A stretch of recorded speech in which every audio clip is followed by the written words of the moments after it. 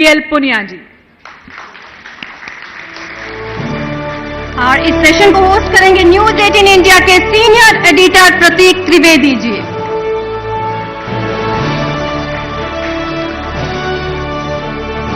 फिर से जोरदार तालियां हो जाए, स्वागत कीजिए छत्तीसगढ़ कांग्रेस प्रभारी पीएल पुनिया जी का।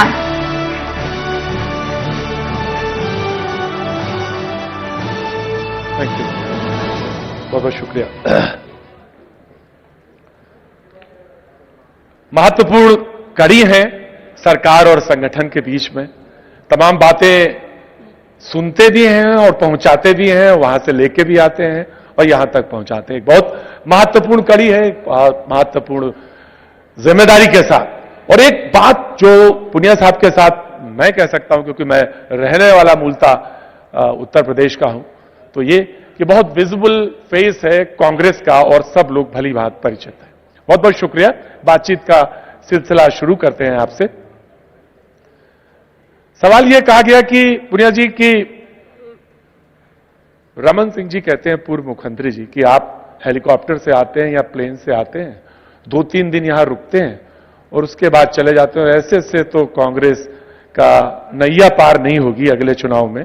और ये तो हवाई वाली बात है। विपक्ष आपके बारे में यह कहता है। मैं जानना चाहता हूं जी, कि रमन सिंह जी को कांग्रेस पार्टी की और मेरी इतनी चिंता क्यों है? उनको लगता है कि आप अभी यहां एक जगह तो है, कम से कम अगर यहां से भी चले गए तो फिर कैसे होगा काम? जी, और उन्होंने तो पिछला दौर भी देखा है जी 2018 में हमारी सरकार बनी, जी, तब भी मैं 2-3 दिन के लिए आता था, रुकता था, चला जाता था, फिर आ जाता था लगातार। और ऐसा भी रहा कि महीने में 20-20 दिन मैं छत्तीसगढ़ में रहा और जी, दौरे किए, पैदल यात्रा की, पद यात्रा की और जगह जगह गए, यहाँ तक कि बूथ लेवल तक हम लोगों ने काम किया। तो उसके नतीजे भी आए, सरकार आई, 3/4 बहुमत से ज़्यादा हमने जीत हासिल की और सरकार है और बहुत शानदार काम कर रही है सरकार। तो इसकी निश्चित चिंता तौर से। और पुनिया साहब, आपके बारे में लोग जो राजनीति में जो रुचि रखते हैं, राजनीति को जो समझते हैं, जो ऑब्जर्वर हैं, वो ये कहते हैं कि नजर बड़ी पैनी है और मैनेजमेंट के आदमी है, प्रबंधन बहुत अच्छा जानते हैं। मैं सवाल वो पूछने वाला नहीं हूं जो लोगों के दिमाग में है। सवाल मैं कुछ और पूछना चाहता हूं। सवाल मैं ये जानना चाहता हूं कि सरकार बनवाने में आपकी एक बड़ी अहम भूमिका रही। उत्तर प्रदेश में चुनाव अभियान समिति में आप रहे और वहां कमाते, लेकिन रिजल्ट जो है मन मुताबिक क्यों नहीं आ पा रहे हैं जब हम कहीं और प्रदेश की बात या कांग्रेस की पूरी ओवरऑल बात करते हैं तब? देखिए, हर प्रदेश की परिस्थितियां अलग होती हैं, उसके राजनीति अलग है। जो रीजनल पार्टीज कुछ जगह हैं, कुछ जगह नहीं है, कुछ जगह ज़्यादा मजबूत हैं, कुछ जगह कमज़ोर हैं। तो ये बहुत से फैक्टर्स हैं जिसकी वजह से।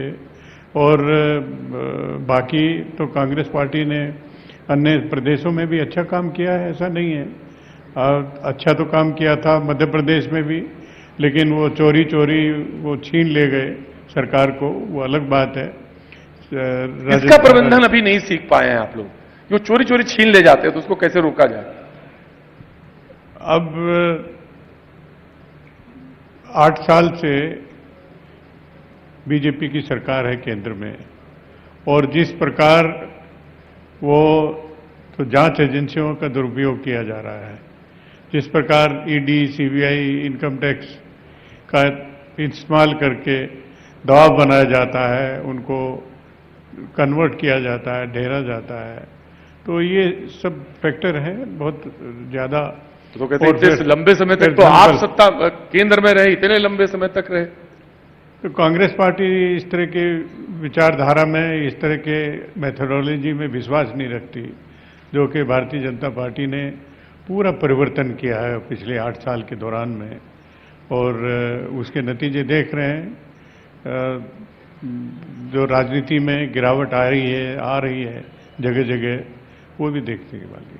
मैं राजनीति में गिरावट आ रही है, हम सब देख रहे हैं। इस सवाल पे मैं बाद में आऊं, पहले मैं इसी छत्तीसगढ़ पे आ जाता हूं। इस सरकार को, मौजूदा सरकार जो है, जिसके तमाम कामकाज को आप देखते भी हैं, नजर रखते हैं, कड़ी है महत्वपूर्ण। रादर मैं जानना चाहता हूं कि अगर ये सरकार की आपको एक कोई बड़ी चीज बतानी हो कि ये सरकार, ये पॉइंट है जिसको कि हम रिपीट कर ले जाएंगे, ये सरकार दोबारा आ जाएगी इसी पॉइंट पर, तो क्या होगी? सरकार का जो बेहतरीन काम है, मिसाल के तौर पे एक काम कोई या दो काम जिसको आप यहां पे गिनाना चाहें। देखिए, जो ग्रामीण क्षेत्र की अर्थव्यवस्था है उसमें जो बदलाव आया है, Right. और वो बदलाव अनेक योजनाएं हैं, उसमें कोई एक दो तीन नहीं है, अनेक योजनाएं हैं, उससे निरंतर काम हुआ है। राजीव गांधी किसान न्याय योजना, भूमिहीन कृषि न्याय योजना, उसमें 7,000 रुपया प्रति आदि आदि आदि आदि आदि आदि। लेकिन ये सवाल मैंने इसलिए पूछा था क्योंकि केंद्र में जो सरकार है वो ये कहती है कि हमने भी योजनाएं दी हैं और ग्रामीण लेवल तक दी हैं, माइक्रो लेवल तक दी हैं, और हमने डायरेक्ट ट्रांसफर किए हैं पैसे। हमने हर स्तर पर, चाहे वो खाद के स्तर पर रही हो, चाहे उज्ज्वला स्कीम हो, चाहे हेल्थ स्कीम हो, तो आपकी राज्य की स्कीम और केंद्र की जो योजनाएं हैं उनकी जब हम तुलना करेंगे, इस बिना पे मैंने ये सवाल आपसे पूछा था। तो आप कहां खड़ा कर पाते हैं अपने प्रदेश को या अपने राज्य की सरकार को? देखिए, केंद्र सरकार की अपनी योजनाएं हैं, वो अपनी जगह चल रही हैं, ठीक चल रही हैं, और राज्य आप मानते हैं कि वो इफेक्टिव है? राज्य सरकार उनको इम्प्लीमेंट कर रही है, जो भी निर्देश, दिशा निर्देश आते हैं। लेकिन उसके ऊपर जो राज्य की सरकार, जो राज्य सरकार की योजनाएं हैं, वो ज्यादा महत्वपूर्ण है, और उसका असर भी जो केंद्र सरकार की योजना है उससे बेहतर है, उससे ज्यादा है। उसका नतीजा मैं आपको बताता हूं। इसी वजह से 4 उपचुनाव हुए प्रदेश में, बाई इलेक्शन हुए असेंबली के, और चारों के चारों कांग्रेस पार्टी जीत पाती है। जो ग्रामीण क्षेत्र में पंचायतों के चुनाव हुए उसमें लगभग 80-85% कांग्रेस पार्टी जीत हासिल होती है। नगरीय निकाय हैं, उसका चुनाव हुआ, उसमें भी लगभग 80-85% कांग्रेस पार्टी जीत हासिल करती है। तो भारतीय जनता पार्टी की योजनाएं तो असर करती है, और हमारी योजनाओं से ज्यादा असर करती है, तो नतीजे दूसरे होते हैं। तो नतीजे तो कांग्रेस पार्टी के पक्ष में आए। तो इससे स्पष्ट है कि कांग्रेस पार्टी की सरकार, भूपेश बघेल जी के नेतृत्व में चल रही सरकार, वो ज्यादा बेहतर तरीके से काम कर रही है। अब वो सवाल है जो बहुत पूछने के लिए मतलब मैं चाहता था कि आप जवाब दें, और वो सवाल ये है कि अभी माननीय मंत्री जी बैठे हुए थे और धर्मांतरण का मुद्दा था। उन्होंने कहा कि इस प्लेटफॉर्म पे क्या डिस्कस करना, लेकिन मैं आपसे सवाल ये पूछता हूं, बीजेपी धर्म और धर्मांतरण के मुद्दे को लेकर कांग्रेस पर काफी हमलावर है और इसे अपना एक बड़ा मुद्दा और सियासी चुनौती मानते हैं, कांग्रेस कह रही है। तो कैसे निपटेंगे इससे? क्योंकि बीजेपी के पास अपने मुद्दे हैं, आप इन मुद्दों से निपटने के लिए कैसे तैयार हैं? क्योंकि ये मुद्दे तो आएंगे, चुनाव तो होने हैं और ये मुद्दे आएंगे, लाजमी है। देखिए, अगर आप छत्तीसगढ़ की अकेले की बात कर रहे हैं तो जी, मैं छत्तीसगढ़ की बात में स्पष्ट रूप से मैं बताना चाहूंगा, धर्म और धर्मांतरण एक मुद्दा यहां पर नहीं है, किसी भी तरह नहीं। भारतीय जनता पार्टी कोशिश करती है कि जैसे उत्तर प्रदेश में कर ले जाते हैं या बड़े दूसरे प्रदेशों में कर ले जाते हैं, उसी तरह से छत्तीसगढ़ में भी वो कोशिश करते हैं। लेकिन लोग बाग इतने समझदार हैं, इतने योग्य हैं कि एक सिरे से नजरअंदाज उनके प्रयास। यानी आपका ये कहना है कि यूपी का जो मुद्दा है और यूपी के जो लोग हैं और छत्तीसगढ़ के लोग जो हैं उनमें फर्क है, इस बिना पे कि यहां वो कार्ड नहीं चलता, यूपी में चल जाता है। हाँ, ठीक है, सही है। ये जैसे कि अगर सारी गर्मी निकाल देंगे, ये कार्ड वहां चल जाएगा यूपी में, लेकिन यहां नहीं चलेगा, छत्तीसगढ़ में नहीं चलेगा। अब वो अलग, सभी फैक्टर अलग अलग हैं। पॉपुलेशन किस तरह की है, किसमें ज़्यादा, यहाँ मैं समझता हूँ कि माइनॉरिटीज़ की जनसंख्या 2% से भी कम है, और उत्तर प्रदेश में वो 20 से 25% तक है। कुछ जिलों में 40%, 45% तक पॉपुलेशन है, जी, तो वहाँ कोशिश करते हैं तो वहाँ कामयाब भी हो जाता है। लेकिन यहाँ कारण क्या है कामयाब होने का? यहाँ पर मैं यही तो जानना चाहता हूं कि कामयाब क्यों हो जाते हैं और कैसे हो जाते हैं? आपने कहा कि छत्तीसगढ़ की बात करेंगे तो छत्तीसगढ़ की पूछिए, आप उत्तर प्रदेश और राजनीति उसके तो क्यों दोनों पूछ एक ही, रहे थे? राजनीति तो दोनों ही एक ही जगह है, वो जी, यहां भी लगेगी वहां जी, भी जी, लगेगी। जी। मैं वही जानना चाहता हूं कि आप राजनीतिज्ञ हैं, राजनीति ही आपका मेन कोर्ट है, तो वहां सफल क्यों हो जाते हैं, यहां सफल क्यों नहीं हो पाते? मैंने बताया कि परिस्थितियां हर प्रदेश की अलग हैं, वहाँ की जनसंख्या अलग है, वहाँ के लोग अलग हैं, राजनीतिक दल अलग अलग हैं, क्षेत्रीय दल कहीं हैं कहीं नहीं है, वहाँ पर क्षेत्रीय दल भी है। तो चलिए, अच्छा मैं छत्तीसगढ़ पे ही बात करूं। हर तरह की चुनाव की तैयारियां तो शुरू कर दी होंगी आपने? जी कर दिया जी। छत्तीसगढ़ में? तो इस बार जब टिकट देने, क्योंकि मैं मुद्दे पे ही आ गया, आप चलिए, तो इस बार जब टिकट देंगे छत्तीसगढ़ में तो तरजीह किसे देंगे? किस, जैसे उदयपुर में शिविर में यह हुआ कि युवाओं को देंगे, जो जीतने वाले होंगे तो जीतने में फैक्टर में हो सकता है कि 60 साल वाला या 55 साल हाँ, वाला, तो उनको देंगे, उनको देंगे, उनको भी देंगे, उनको भी देंगे। हाँ, युवाओं को, युवाओं को भी देंगे। अगर बराबर के हैं तो उसमें युवाओं को तरजीह देंगे। वो तो चिंतन शिविर में तो ये हुआ था कि 50% देंगे, जी, उदयपुर में तो ये तय हुआ था कि 50% देंगे जो युवा है उनको। 50% दिया जाएगा, लेकिन उसमें ये भी था कि 50 वर्ष की आयु से कम लोग होंगे उनको तरजीह दी जाएगी। 50 वर्ष से जो कम आयु के होंगे उनको तरजीह दी जाएगी। यानी आप एक मानते हैं कि तजुर्बे और तजुर्बे के साथ युवा ये एक चीजें दोनों मिक्स में काम करेंगे। सवाल ये भी है कि यूपी में तो महिलाओं को आपने बहुत तरजीह दी, यहां टिकट में? यहां भी हमने हमेशा तरजीह दी है, और वहां तो एक कार्ड आपने खेला नहीं, यहां पर भी महिलाओं को तरजीह हमने दी है। और अभी जो रिटायरिंग राज्यसभा मेंबर छाया वर्मा जी महिला थी, अब महिला राज्यसभा में श्रीमती फूलो देवी नेताम जी, वो अभी भी हैं। और एमएलएज हमारे पहले से ज़्यादा, और आगे आने वाले समय में जब टिकट वितरण होगा तो महिलाओं को भी तरजीह दी जाएगी। महिलाओं को भी दी जाएगी। आपने कभी बातचीत में कहा कि सेंट्रल एजेंसीज और ईडी का इस्तेमाल बीजेपी करती है या सरकार करती है हमारे नेताओं के खिलाफ, ऐसा आपने अभी बोला, तो वो क्यों सब करती है ऐसा, और क्यों प्रेशर बनाती है? आपको क्यों लगता है कांग्रेस का यह आरोप क्यों लगाती है?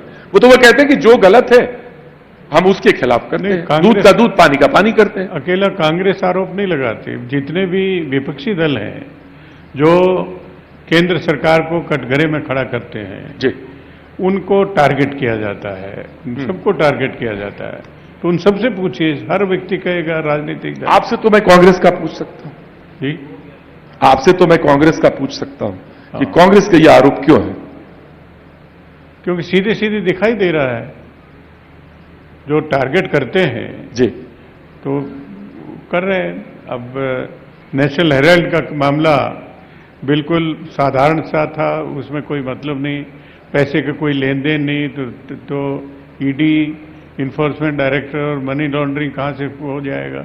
लेकिन फिर भी 50-50 घंटे वहाँ पर इंटेरोगेशन के लिए, सवाल जवाब करने के लिए गया है। अब हमारे राष्ट्रीय अध्यक्ष श्रीमती सोनिया गांधी जी को भी 21 तारीख को तलब किया है।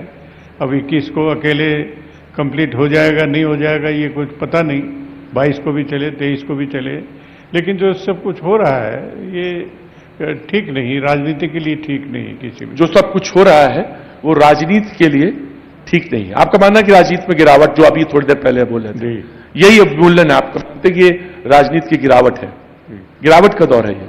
हाँ, डेफिनेटली गिरावट है। चलिए मैं आपके ऊपर सवाल पूछता हूं। यूपी में कहा जा रहा है कि आपका नाम कांग्रेस के अध्यक्ष के तौर पे लिया जा रहा है। अब ये कांग्रेस हाईकमांड और मेरे बीच की बात है। समीकरण बन जाएगा? नहीं, मैंने वहां के लिए अपनी सहमति नहीं एक दी। क्वालिटी आपके बारे में और कही जाती है पीएल पूनिया जी के बारे में कि बात बहुत देर से खुलती है आपके पास से, जल्दी आप बताते नहीं है बात। नो, जो बताने वाली बात है तो फौरन बताई जाती है, जो रोक तो मतलब ये मैं तो ये पूछ रहा हूं कि आपका मन में रखने वाली बात है मैंने तो यही मन में रखनी चाहिए। ये मन में रखनी चाहिए जी। नाम चल रहा है, चर्चा है, तो कांग्रेस तो जो यूपी में रिवाइवल के लिए बात हो रही है। अंतिम रूप से कोई फैसला अगर नहीं हुआ है तो फिर उसको बताने से क्या फायदा। अंतिम रूप से फैसला नहीं हुआ। लेकिन एक सवाल मैं और पूछना चाहता हूं जिसकी बड़ी चर्चा रहती है। मैं चाहे यूपी में चुनाव में हूं, चाहे असम के चुनाव में हूं, कहीं भी घूम रहा हूं, तो वहां मुख्यमंत्री दिख जाते हैं छत्तीसगढ़ के। आप अच्छी बात है, पार्टी का फैसला है, जाना भी चाहिए, मैं मानता हूं जाना चाहिए, उसमें कोई गलती। लेकिन लंबे लंबे दौर हो जाते हैं तो यहां का जो विपक्ष है वो सवाल लेने लगता कि 50-50 दिन के दौरे, 40-40, तो आप अपने केंद्रीय नेताओं को क्यों नहीं कहते? गलत है। यहाँ के अगर इस तरह की बात कहते हैं तो वो पूरी तरह से गलत है। वो 2-4 दिन के लिए जाते हैं, फिर आ जाते हैं, फिर वह जाते हैं। इस तरह से कार्यक्रम का संचालन वो करते हैं। और छत्तीसगढ़ की एक अच्छी खासी टीम है जो चुनाव प्रबंधन में माहिर है, तो वो भी अपना काम करती रहती है। जब वो वहां नहीं रहते तो वो इस टीम को आपने ट्रेंड किया या ट्रेंड है, हो गई है? ट्रेंड है। ट्रेंड है और हर चुनाव में दिखाई देती है। जी। मैंने अभी यूपी के चुनाव में देखा था उनको, बहुत सारे लोग यूपी के चुनाव में भी, आसाम के चुनाव में भी, असम के चुनाव में भी मुझे मिले। और तो अब वो हिमाचल प्रदेश में वहां पर भी दिखेगी। तो ये जो ट्रेंड टीम है वो सेंट्रल टीम से मुकाबला बॉक्स कर लेती है या अभी सेंटर उसका छत्तीसगढ़ है। सेंटर से मेरा मतलब वो नहीं, वो जो उनकी अपनी टीम है, जो बीजेपी के पास भी तो एक इलेक्शन की टीम है बढ़िया, तो आपकी टीम और उनकी टीम। तो हमारी टीम और उनकी टीम में मुकाबला तो पहले हो चुका है 2018 के चुनाव में। हाँ, उनकी टीम भी काम कर रही थी, हमारी टीम भी काम कर रही थी जी। तो नतीजे जो आए वो आपके सामने हैं। तो वो यही तो वो लोग कह रहे हैं कि नतीजे जो आए वो आपके सामने हैं। बाकी जगह क्या हुआ? जी, बाकी जगह मैंने पहले शुरुआती दौर में कहा था कि हर प्रदेश की परिस्थितियां अलग होती हैं और उसके नतीजे भी जाहिर है कि उसको अलग से होंगे। बहुत बहुत शुक्रिया, थैंक यू सो मच। और आपसे बातचीत करके और आपके पास बैठ के और आपका अनुभव का थोड़ा बहुत तिनका लेके बड़ा अच्छा लगा। और आपसे निश्चित तौर से बातचीत करना एक अपने आप में एक सुखद अनुभूति होती है। बहुत बहुत शुक्रिया, थैंक यू सो मच। बहुत बहुत शुक्रिया। बहुत बहुत धन्यवाद प्रतीक जी आपका भी। और पीएल पूनिया सर, आपसे रिक्वेस्ट है कि आप कुछ देर और हमारे साथ मंच पर रहें। और अब मैं बुलाना चाहूंगी न्यूज 18 के मैनेजिंग एडिटर अमीश देवगन को मोमेंटो के लिए। Sir please come to the stage.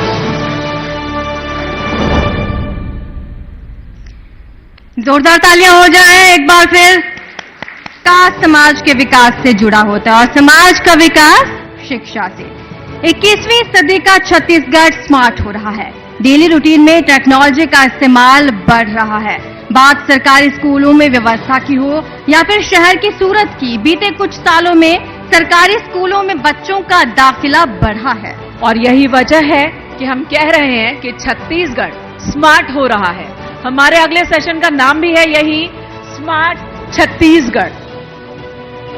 जब बात होती है स्कूलों की, तो जहां पहले गोलियों की आवाज गूंजा करती थी, वहां अब शिक्षा का अलग है।